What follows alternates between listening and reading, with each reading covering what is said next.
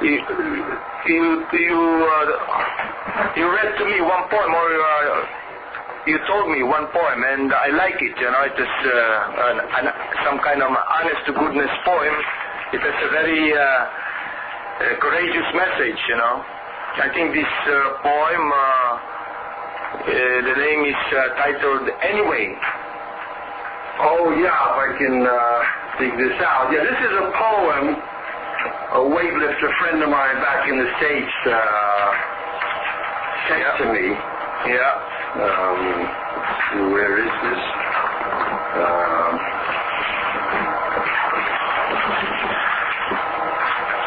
Okay, it's called Anyway. Anyway. Yeah, by author unknown. But I'm not the author, by the way. This is some anonymous author. Okay, here it is. Anyway. People are unreasonable, illogical, and self-centered. Love them anyway. If you're too good, people will accuse you of selfish, ulterior motives. Do good anyway. If you are successful, you will win false friends and true enemies. Succeed anyway. The good you do today will be forgotten tomorrow. Do good anyway. Honesty and frankness make you vulnerable. Be honest and frank anyway. The biggest men with the biggest ideas can be shot down by the smallest men with the smallest minds. Think big anyway. People favor underdogs but follow only top dogs. Fight for some underdogs anyway. I'm fighting for myself. What you spend years building may be destroyed overnight. Build anyway. Oh. People really need help, but may attack you if you help them. Yeah. Help them anyway. Give the world the best that you have and you'll get kicked in the teeth. Give the world the best you have got anyway. Unknown, author unknown. Oh, yeah, very encouraging poem, no? Yeah. Especially if many people try to put you down, no? Yeah. But anyway, that poem, it sounded like you, Bobby. Maybe you're the author. No. Yeah. I agree with at least 90% of that. Yeah. Okay, before we go to other details, Bobby, you told me you want to announce your internet address. You have an internet address in Japan? Oh, yes.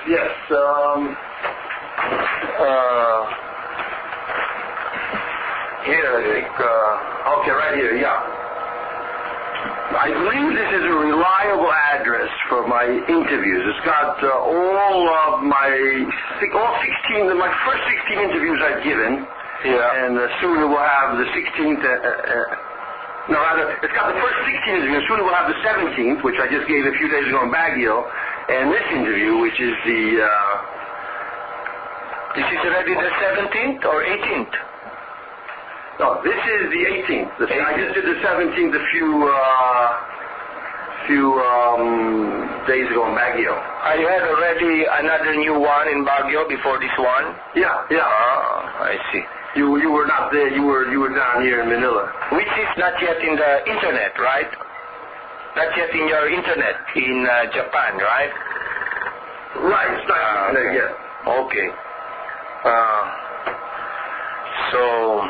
Anyway, since you're still looking for that address, I have written it down also, so I might as well read it ahead of you, Bobby, okay? I'll read your internet address ahead of you, Bobby, okay? Yeah.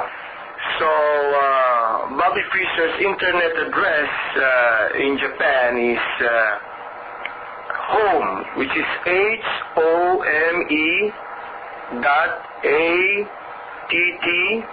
or Thailand .NE as in England, North England .JP like in Japan / and then moon like the moon MOON, then / Fischer FISC with the C, Fischer with the C, HER, because sometimes I see some writings where Fischer you don't have a C, which is incorrect.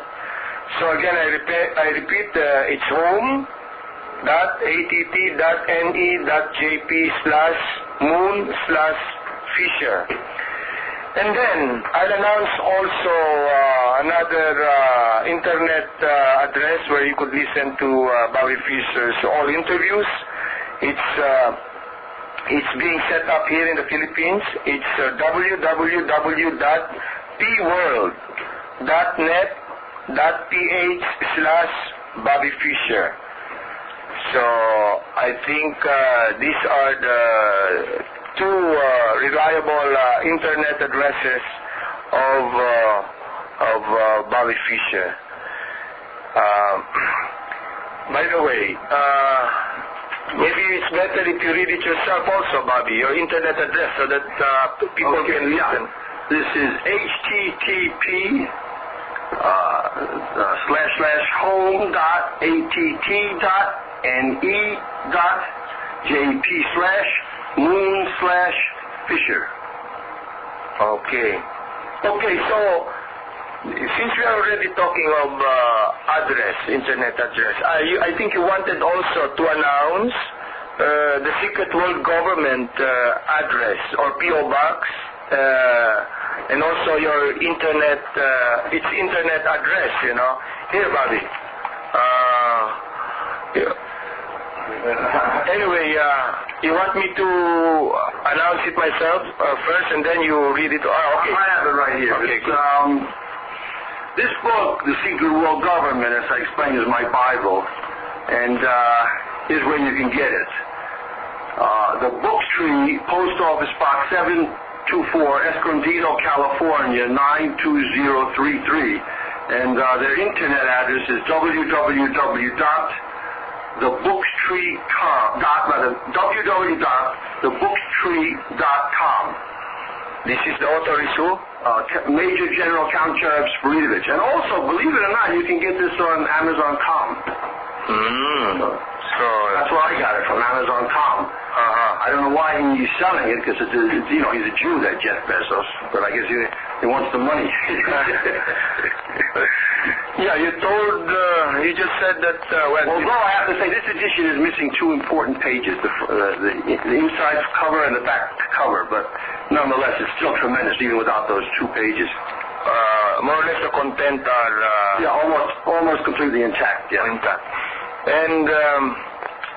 And this is by Major General Count Cherub Sprievich, Major General Count Cherub Sprievich, written in 1926, published in 1926 for the first time. I know you mentioned this earlier already, but why do you say this? I'd like to ask you again. Why do you regard this as your Bible? Well, this is the only book. I've read thousands of books and booklets about the Jews. Thousands of books, booklets, magazines about the Jews. And some of them emphasize how rotten the Jews are. And then there are other ones that talk about the Rothschilds. But none of them put it all together, the Jews and the Rothschilds, showing how they have this secret world government, how they run the world. This book really puts it all together. I've been studying this book since 1977. I'm still learning from it. And just the other day, I saw this movie, Antitrust. What? Antitrust. Right. And it was put out by Metro-Goldwyn-Mayer. And in the movie, they had a big promotion for Beacons Moving and Storage. Yeah. And now, if you will check in the Secret World Government, what was the original name of Amschel Rothschild I? That's not the name he was born with. No? No. His real name is Mayer Amschel. That's the name he was born with. Metro-Goldwyn-Mayer, Mayer Amschel, promoting what? Beacons Moving and Storage Company. And as a matter of fact, the connection. Yeah, here's another connection right here. I'm sure the Rothschilds own Beacons, more and more. Why, what's that connection? Here's an article from the Financial Times, weekend, October 28th, October 29th, 2000. And it's a company called Auction Room, www.auctionroom.com. And it's a cyber bidder, and it says, become a cyber bidder on eAuctionroom.com. Share in the thrill of the auction via the internet. Discover thousands of objects, new catalogs, and auctions from around the world every day. Watch the sale and bid in real time As if you were in the sale room itself. For further information, call us on +33-0158-364106. With eAuctionRoom.com, to be or not to be in the sale room is no longer the question. And then it says on the bottom here, experience the thrill of live auctions on the net. Experience the thrill of buying stolen property of Bobby Fischer, right? But okay, now look at this. You know what the company is? They show a picture of a guy. Right. And above him is an old drawing of who? Who? Mayor Amschel. Amschel Rothschild I, whose original name was Mayor Amschel. And underneath him is a picture of somebody who's obviously a Jew. His name is Michael Kikurel, chairman of the executive board, Compagnie Financière Edmond de Rothschild, France. So the Rothschilds, when they robbed my stuff at Beacons that took me decades of hard work to earn and save and preserve, they knew exactly what they're doing. They intend to make hundreds of millions of dollars out of that stuff, if not more. Yeah. Hundreds of millions of dollars. I am not exaggerating. Yeah, that's true because, Look, just this movie, Searching for Bobby Fischer, right? Is making them tens if not hundreds of millions of dollars, right? And what the material they have in there, the archives, the information, they can make many more movies, books about me. Right. Plus the intrinsic, just the value of the stuff if they wanted to sell it. But even if they don't want to sell it, just the usefulness to them to make money is gigantic. And also, I think they also try to claim that now they are the owner of Bobby Fischer Teaches Chess, no? Yes. The U.S. government, the Department of Patents and Trademarks, has officially given this Jew company, Learning International, which is a Times Mirror Corporation, the ownership of Bobby Fischer Teaches Chess. That is their trademark. That means they can use Bobby Fischer Teaches Chess any way they want. Wow. It's theirs. So they can come out with a CD-ROM, Bobby Fischer Teaches Chess CD-ROM, make millions, not give me a penny. That's what they've done. They come out with a CD-ROM, Bobby Fischer giving me nothing. Is it possible for them like Bobby Fischer and then in small letter Teaches Chess and then computer? Right, they can come out with, first of all, Bobby Fischer Teaches Chess is good because it ties it in with, there are many Bobby Fischers in the world, right? Maybe many hundreds or thousands of Bobby Fischers. Yeah, but how many of them are the chess player, right? Right. So when they say Bobby Fischer Teaches Chess, immediately they know that is the Bobby Fischer, right? Right. So it's good to see Bobby Fischer, like the way Romy Cantara would say, So they can tell Bobby Fischer Teaches Chess, chess clock, Bobby Fischer Teaches chess computer, Bobby Fischer teaches chess set, Bobby Fischer teaches chess line of clothing, whatever they want. So what happened to your patent? Or whatever, to your rights? Yeah, well, they're gone. The Jews are taking them. The United States is not the country people think it is. It's a country of robbery, murder, and lies. The worst country in the world. Just like in the song of Jackie Wilson. Some No Pity. And incidentally, they say he was murdered by the Jews. Because he was supposed to testify at a trial of Brunswick Records, which put out all of his records, and against the Jews. And anyway, now the Jews own all of his songs. His family is, I think, getting nothing or next to nothing, and the Jews are making the money on his songs today.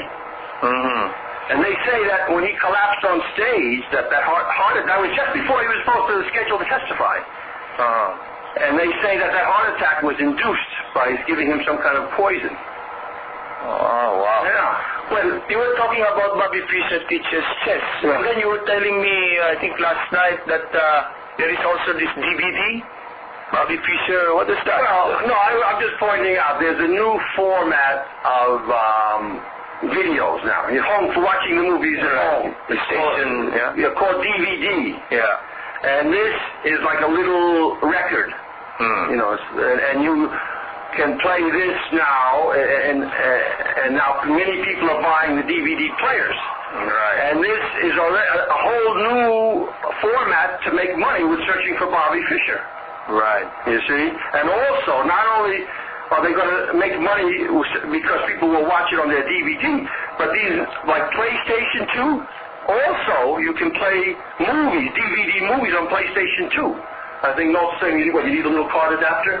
Yeah, you need a card. Yeah, so they'll have at least 2 different DVD players in the home now. The parents will have their DVD, the kid will have his PlayStation. So, and it's much, much cheaper to produce this DVD. Plus you can put subtitles on the same DVD in 12 languages. Plus maybe more than one soundtrack for the same DVD. So you can buy it and then push a button, it'll be in German, the soundtrack, or push another button, it'll be in English. So the profit potential is just enormous, and I guarantee you they intend to make tens, if not hundreds of millions or more dollars on searching for Bobby Fischer, and giving me nothing, of course. And the owner of, the owner in quotation marks of searching for Bobby Fischer is this scumbag Sumner Murray Redstone, who owns Paramount Pictures through Viacom. So you don't want to sue them. You don't want. Yeah. Come on. How about country rigged in the U.S.? I remember you patented the Fischer clock, the timing with the increment. Right. It's being used now by FIDE, and then also in the U.S. It's being sold in the U.S. It's being advertised and sold in the U.S. So you had it patented. You're not getting anything? No, there's nothing. I get nothing from anything. I don't get any money from my chess clock patent, rather. I get no money from my book, My 60 Memorable Games, zero, and it's published in many languages, in many editions. Some of them are even completely forged. I get no money anymore for Bobby Fischer Teaches Chess, the book. They don't pay me anymore for the book either. Since I've been talking on the radio telling how they came out with this illegal CD-ROM that cut me off from any money from the book. I get no money from the book, Bobby Fischer Teaches. I get no money from the CD-ROM, Bobby Fischer Teaches. I get no money for searching for Bobby Fischer. And as a matter of fact, the latest thing they've stolen, I came out with a little booklet years ago called I Was Tortured in the Pasadena Jailhouse. Oh, yeah, you told me this. Yeah. With this Krabbe. Yeah, now this Sarah Hurst, obviously a Jewess, writing in 2 separate editions of her book on books on Internet chess. She says, I gave Krabbe permission. I gave him the rights to publish this. I Was Tortured in the Pasadena Jailhouse, which is outright lie. I don't even know Tim Krabbe. Never had any dealings with him. Never talked to him, as far as I know. Never talked to the guy. Never met the guy. So again, why in the world would I give him the rights to my book? Since he's a Jew. Yeah. Well, also he's a Jew. I understand. Yeah. But even if he weren't a Jew, why should I give up? I had to suffer, almost died in the Pasadena jailhouse. I was tortured for 2 days. Why should I give up the rights to that book to him? That's right. Or anybody. But they've stolen that too. So I get. It's a clean sweep. I get nothing for anything I have produced, and also, of course, they've stolen my property. The U.S. government stole my property at Beacons, moving and storage company in Pasadena, California, and just turned it over to Beacons. Plus, the U.S. wants to put me in prison for 10 years on trumped-up charges for playing chess. They've deprived me of my property. They've deprived me of all my intellectual property rights. And now they want to deprive me of my freedom also. All because I tell the truth, and all because I beat the dirty Jews in chess. Terrible, yeah. I remember downstairs before we came up here, you saw my fellow men, how they treat me, no? They treat me with respect, no? Yes. And somehow I saw in your face and in your words, you're somehow, you envy my position in a way, because, not envy, but you see the big difference. Yeah, it highlights to me the way I'm being treated by the United States. I won't say my country anymore, just by the United States, you know? Yeah. I want to read something here. This is a few days ago. This is, yesterday actually. Yeah, Thursday, July 5th, 2001, the Philippine Star. It says, yesterday, this is a column called Roses and Thorns by Alejandro R. Roses. Yeah. And it says, yesterday we commemorated Phil-American friendship. I can't agree that there is any real friendship between the United States and the Philippines. Why they have abused you from day one. Yeah. And I'm just reading in here something I didn't know. This is unbelievable. He says, It says, the original Manila that took 30 years to build was destroyed by just 3 days of American bombing and shelling during the liberation. Oh. Yeah, really? I see what it says here. Because I don't study so much these things that happened. Yes, and also very, very many people were killed. I think hundreds of thousands of Filipinos were killed in this bombing, too. Now, with friends like that, that, you don't need enemies, right? Now, with friends like that, that, you don't